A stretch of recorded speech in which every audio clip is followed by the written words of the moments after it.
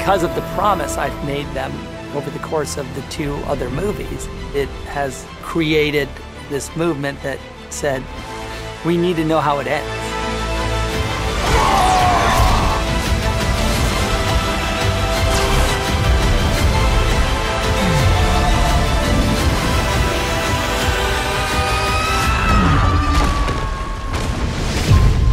Se tem um filme que passou por muitos problemas de durante e pós-produção, esse filme é o Liga da Justiça. A gente sabe que aconteceu desde tragédias pessoais com o Zack Snyder, até problemas internos com a Warner. Depois a gente teve Joss Whedon assumindo a parte de pós-produção e mais ou menos ali algumas regravações também para encaixar melhor na visão dele. A gente teve a imprensa detestando esse filme, o filme foi pro limbo, todo mundo decidiu resetar o universo de heróis da DC no cinema, séries e tudo mais, teve troca de atores, um monte de coisa, mas uma coisa que sempre tava aparecendo na internet era Release the Snyder Cut, libera o corte aí do Snyder pro filme Liga da Justiça. Os próprios atores entraram nessa, né, começaram a divulgar isso também, os fãs então nem se falam, e o próprio Zack Snyder dizia que o corte dele tinha muitas coisas que não foram usadas, que poderiam ser melhores aproveitadas, personagens, coisas do tipo. Enfim, vamos falar nesse vídeo o que eu achei desse filme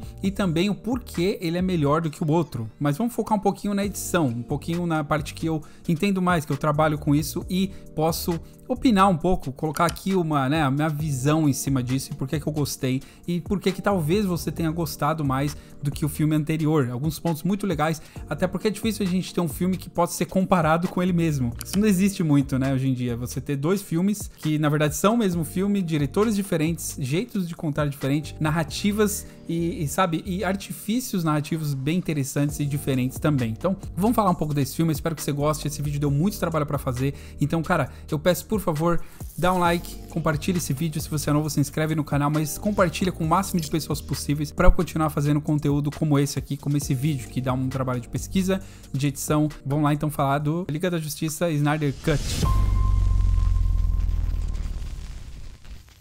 Acho legal já tirar o elefante da sala. Vamos falar da duração do filme. Sim, o filme é longo, 4 horas. É um absurdo isso, meu Deus, é muito longo. Mas, bom, a criatividade não tem tempo pra começar e terminar. Cada diretor escolhe quanto, né, seu filme vai ser longo ou não. E aqui a gente tem uma duração de 4 horas. Tudo bem, eu não tenho problema nenhum com isso. Acho sim que ainda é um filme longo. Sempre vai ser. É um filme de 4 horas. Poderia ser dividido em uma série de 6 episódios tranquilamente aí. Mas o fato é que essas 4 horas valem a pena. Se você gosta do universo DC, se você gosta de heróis e se você gosta de uma história bem contada nesse estilo, eu acho que o filme ele não tem tanta barriga, ele não tem tanta coisa que pode ser tirada. Você pode olhar e falar, eu tiraria isso aqui, isso ali, uma ceninha minúscula de 10 segundos aqui e ali, um take, mas no fim das contas o filme ia ser longo do mesmo jeito. Eu acho que aqui a gente teve o espaço pro diretor utilizar mais o que ele gosta, colocar a ideia dele, ter o tempo para desenvolver o que ele acha que é o melhor, né, o universo melhor. Já que a gente não teve outros filmes, eu acho que aqui vale muito essa questão de 4 horas. Da Marvel a gente teve vários filmes anteriores, a gente não precisava explicar quem eram aqueles personagens, quem eram os heróis, e nesse Liga da Justiça a gente meio que precisava ambientar um pouco mais, colocar um pouco de esfericidade pra esses personagens, pra gente ligar pra eles, pra se alguém morrer, se alguém sumir,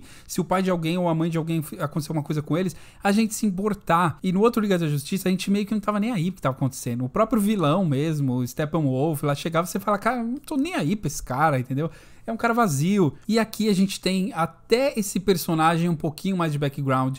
A gente vê mais a cara dele, entendeu? Ele tá em mais lugares. A gente vê ele lutar, ele perder, ele se superar, mostrar um passado dele, uma traição, alguma coisa que aconteceu lá atrás. E aí a gente tem ele meio que se redimindo, né, durante o filme, conseguindo ali as caixas maternas e coisa do tipo.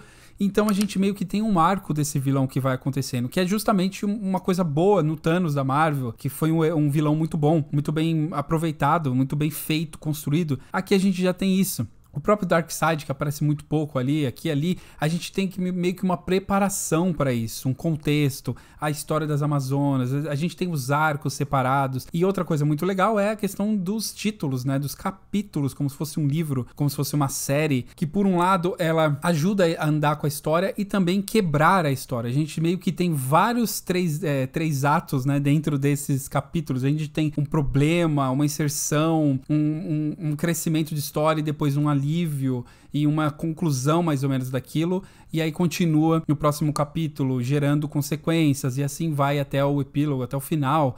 Então acho que isso foi muito bem utilizado, essas 4 horas. Valeu a pena, não é uma coisa que você fala, nossa, que desperdício, 4 horas, que lixo. Não, foi pensado. Você pode falar o que você quiser desse filme, você pode falar que o filme é horrível, mas foi pensado. O cara pensou nisso, e isso eu aplaudo. Isso eu acho legal. Eu acho que quando o diretor não pensa somente nas coisinhas bobinhas, que a gente já vai falar, por exemplo, o aspect ratio desse filme, 4:3, sinceramente dava pra ser contado de outro jeito. Ele quis usar um estilo mais parecido com o que o IMAX filma, sim.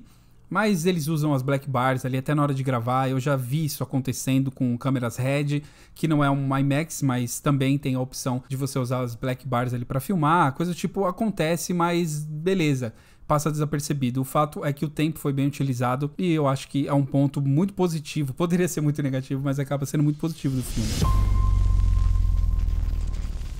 E aí a gente entra no ponto que eu adoro falar e observar e conversar sobre isso, que é a própria edição. A edição desse filme tá muito legal. Não só porque o Zack Snyder entende muito de edição, mas porque a edição desse filme é mais espaçada. Você não tem aquele editor desesperado pra finalizar uma cena porque não tem tempo. Você não tem 55 cortes por segundo por minuto ou 80 por minuto, como acontece em filmes de ação que você vê por aí, cortes que te deixam meio perdido na cena.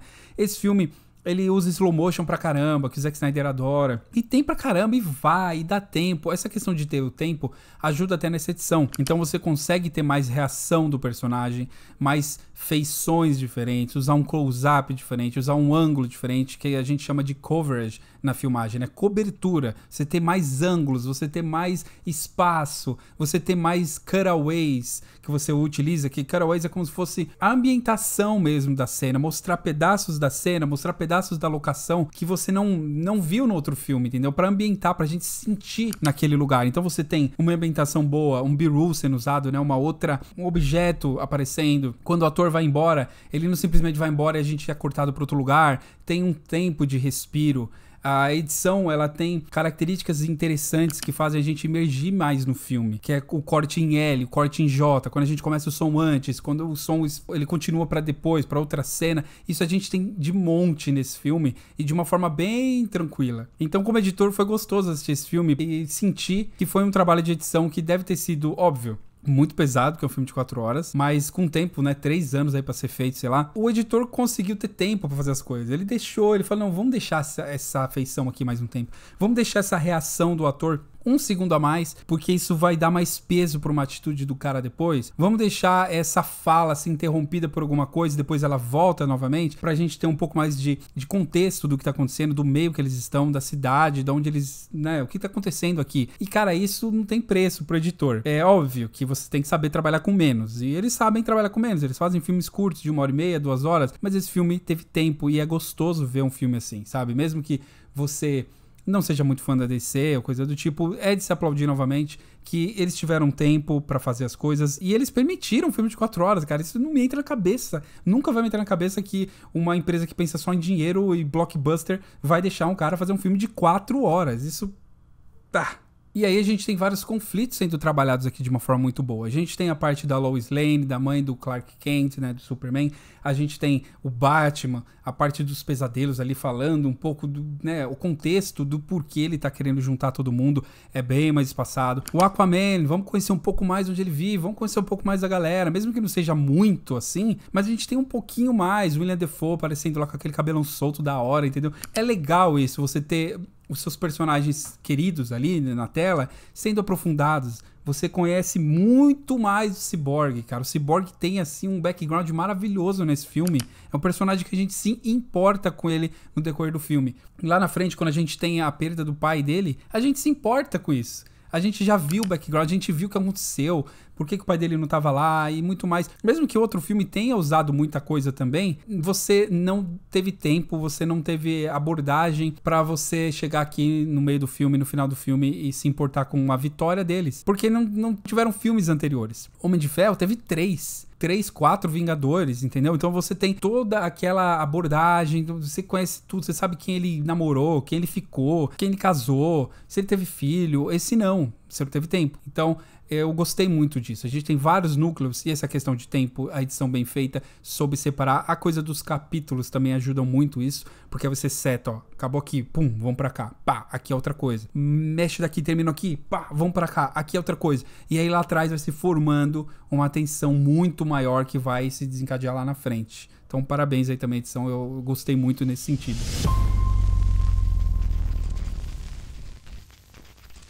Uma outra coisa que se encaixa também na edição, mas é uma categoria quase separada, porque ela vem meio que depois, ela faz parte da quase finalização do filme, que é a própria colorização. Não dá pra não falar disso, né, cara? A diferença é absurda. E colorização é uma coisa que eu amo fazer nos meus trabalhos aqui e procuro sempre me profissionalizar mais ainda nessa parte, uma parte que eu adoro mesmo fazer. E olhar esse filme, cara, como eu falei, ter o próprio filme pra comparar é incrível. A gente tem um diretor que fez Vingadores, que era tudo coloridão da Marvel, que, cara, não tem problema nenhum ser assim. A coisa da Marvel é deles, eles quiseram ter essa abordagem, mas na DC nunca coube o filme desse jeito.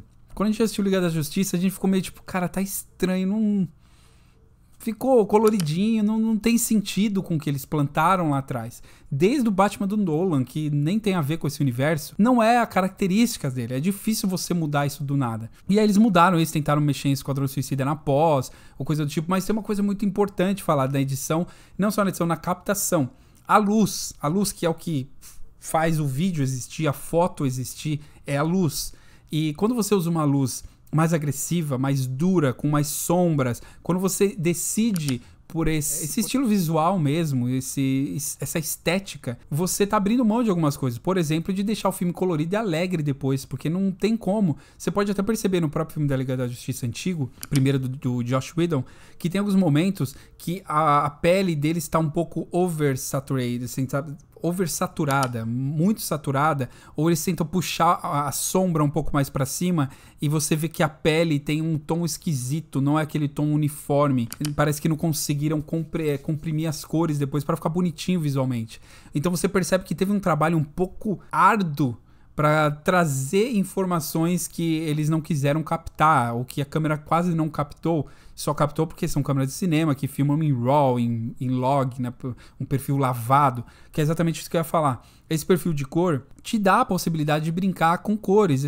O que eu filmo mesmo é um perfil log, não de cinema, mas é um perfil log da Sony. Então eu consigo brincar e falar, eu quero uma corzinha mais assim, mais ali, um amarelado, ou mais azulado. Dá pra fazer, mas chega um limite. Esse limite foi quase extrapolado no primeiro, e aqui você vê que realmente foi pra isso que o cara pensou. Ele pensou nisso, ele fez isso, e é apoiado pelas entrevistas dele, pelos making-offs que a gente vê aí, né, deles filmando o filme, fazendo o filme. Dá pra entender que tudo aquilo foi pensado por aquele cara, e, cara, não faz sentido dar pra uma pessoa que pensa diferente disso, e a colorização é uma coisa muito, é uma cerejinha no bolo, que mostra como esse filme foi pensado, como era pra ser. E agora a gente tem um resultado, né, de como ele foi finalizado. Outra coisa muito interessante que eu achei nesse filme é o fato de o Zack Snyder usar muito overlays durante o filme. Você tem muitas coisas em volta, sabe? Lens flare, né? Vazamento de luz, coisas que você usa muito no cinema.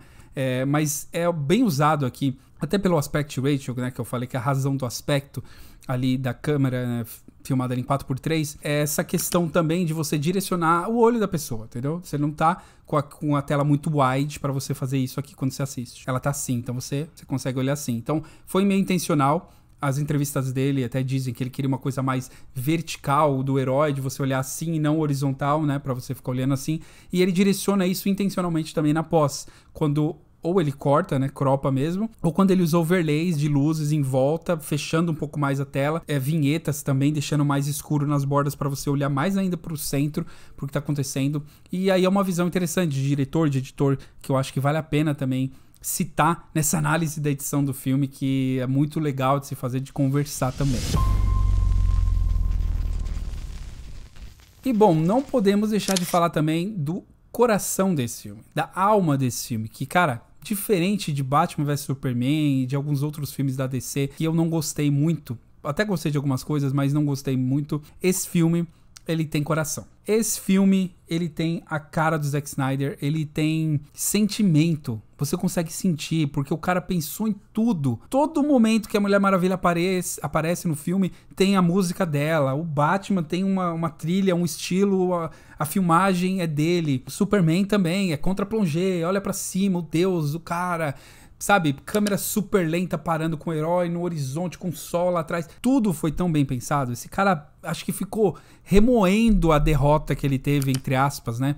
De ter que sair do filme, seja por problemas internos que aconteciam, quanto por uma tragédia pessoal. Ele teve um tempo pra meio que dar a volta por cima disso. Então, imagina, é um gosto especial. Se você já passou por isso na sua vida, você sabe o que eu tô falando. De você perder alguma coisa ou tirarem de você e você ficar o tempo inteiro e falar, caramba, mano, eu faria melhor do que isso. Fizeram um negócio ali que, putz, eu queria ter feito aquilo, eu faria do meu jeito. A ideia era minha, pegaram a minha ideia e terminaram a minha ideia, eu queria fazer. E aí te dão essa chance. Dá errado, os caras te dão essa chance de novo, fala, faz aí. Faz o que você quiser, carta branca. 4 horas de filme? Aprovado. Quer regravar algumas cenas pra casar aí com a ideia que você teve agora? Aprovado. Homenagem? Aprovado. Faz o que você quer.